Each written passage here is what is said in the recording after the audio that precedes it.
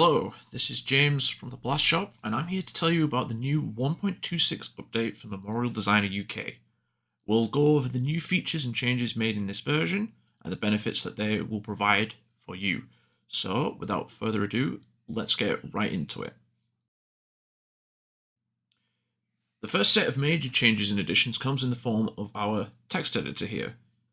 As you can see, there are a couple of key differences to the previous version, the major one being this text block up at the top corner here. In older versions, it was sometimes a bit of a pain to create certain memorials. In our document here, we've imported a book memorial, and we want to add two sets of text, one on each side, as well as a line on the base of the memorial. In the old text editor, it was a case of adding all the lines and then adjusting them all manually, which would sometimes lead to the line spacings to go haywire and generally makes the whole thing look a bit clumsy. But with the text blocks, you can now have distinct sets of text that you can edit and separate together without the need to group the text beforehand. So, let's go ahead and add some text to this document here.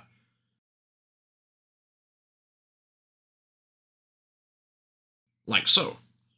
Now, we will also have a second set of text that we'll have on the right side of the memorial. So we go here, add our block of text, and then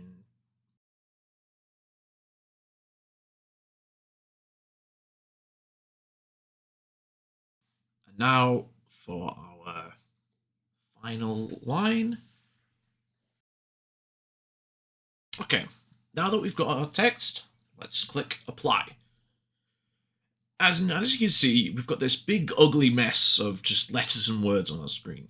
However, with this update, any memorial designs that we've provided will now contain preset locations that you can move the text to, that you can find just on the right side here. So let's just go to our first block, move these into position like this, click there, left, set to this location. And as you can see, that whole text block has been moved into position and can be adjusted so that it fits into here, without needing to worry about the rest of the blocks that we've just added. Speaking of the other blocks, let's get those where they need to be. So for our second one, we want that on the right-hand side, set. And then our third one, we'll have on the base and set. And just like that, we've got all of our text where it needs to be. Now, if I want to edit something, such as on the right-hand side, before we do that, let's just adjust our text so that it fits in a little bit cleaner here. Set online, that, and then do the same for this one, and then there. So that fits in a little bit nicer. But you see now how you can affect both blocks without having to change the other. Now over here, you can also copy content from any of our blocks. So we just click copy here. Now this is in our clipboard.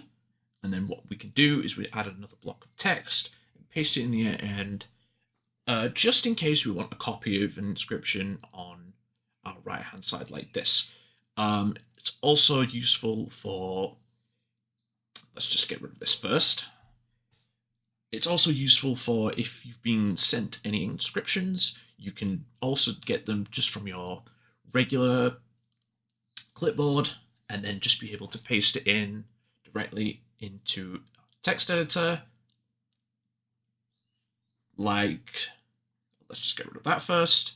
Just paste at the end, and as you see, just an order number added in there that I've copied from an external source rather than from in here. Just remove those, apply, just to clean that out, like so. And with that, that covers all but a couple of the changes to the text editor. You may have noticed that at the ends of the lines on here, the kerning button is no longer there, as well as the settings button down in the corner here. With the updates we've made to both of these systems, we figured it was better to put it in the Memorial Designer menu up here. So your text editor settings, much like before. You've seen it before. It just lives here now. The new one we've added is this ignore text in groups. As I described before, in previous versions, any text in groups was ignored. So after applying this, if I now group these like that and go back to our text editor, they are not visible in our text editor like how it was in the previous updates. But now you can toggle that on and off at will. So I turn that back off and they'll appear just as they did before. But the main one we want to talk about here, let's just ungroup this,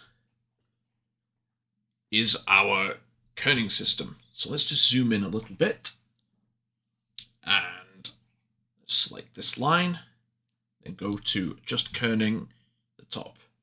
And we get this window here, which will show you the line you've got selected and all of the pairs inside that make it up.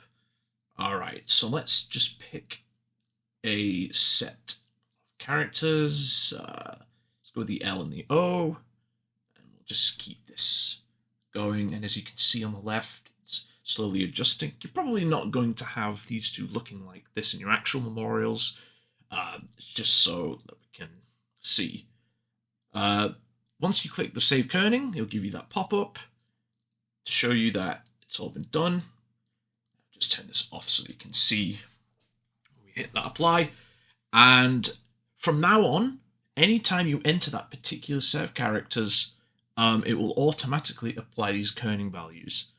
But as you note in the line below, it will only affect the kerning of the line you currently have selected.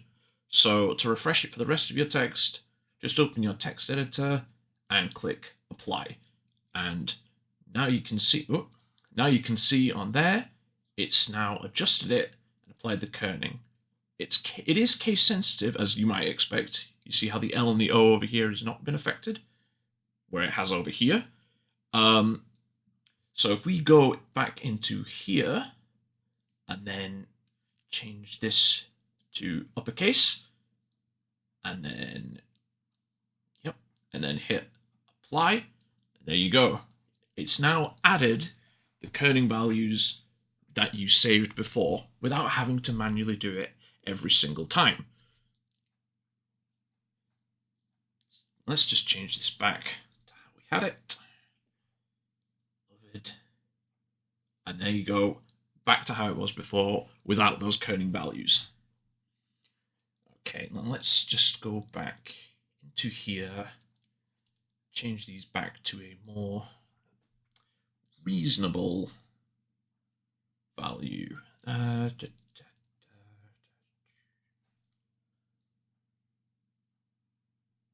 that'll do. Okay. See there, it's now changed to a more reasonable value. Go back in, click apply again, and now it's applied it to the one below. And still has not changed the one on the right, of course.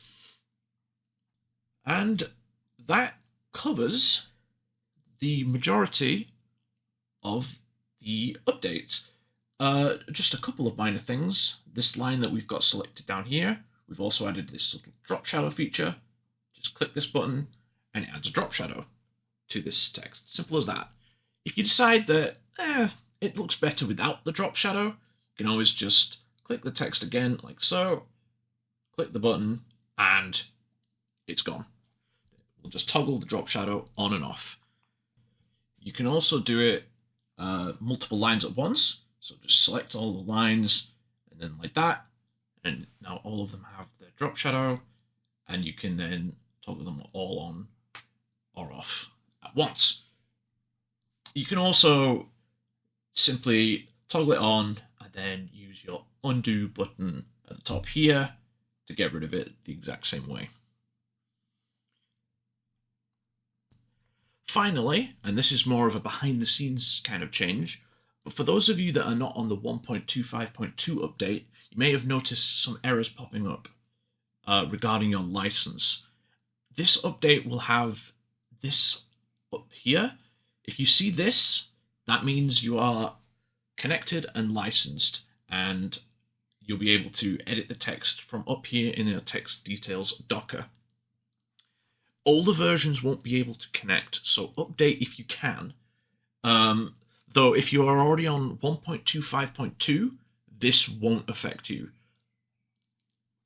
And with that, that is the review of the 1.26 update for Memorial Designer UK.